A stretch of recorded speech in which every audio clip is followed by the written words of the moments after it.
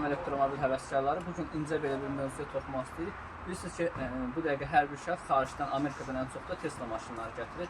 Lakin bu Tesla maşınlarla rəftar eləmək qaydasını çox insan bilmir. Sizə beləncə məsləhətim olur ki, ən birinci maşınları gətirəndə imkan daxilində Tesla ustalarının, mütəxəssislərin yanına gətirəsiniz.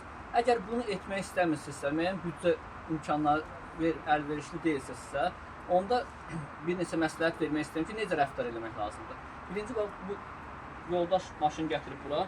Maşında nə cür hadisə baş verib?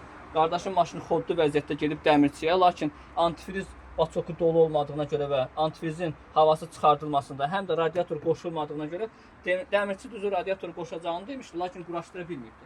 Dəmirçi radiatoru quraşdırmadığına görə insanın daha böyük xərcləri çıxıbdır. Bu maşın elə bil baterikası qızıbdır. İndi baxın, burada baterikanın biz burada xəritəsini çıxartmışıq.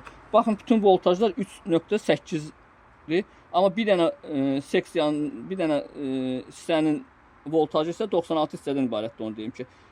1.3-dür. Yəni, gör nə qədər böyük fərq var. Hətta 1000-də 21 fərq də bir də görsən, yəni ki, problem verir. Ona görə deyirəm ki, yəni, bu incəliyə Tesla maşın ümumən fikir verir və artıq maşın xodlanmır. Bunun üçün gərək baterika sökülsün, həmin hissə baxılsın, niyə voltaj düşübdür. Ehtimal ki, bu da yəni ki, qızmanın nəticəsində baş veribdir.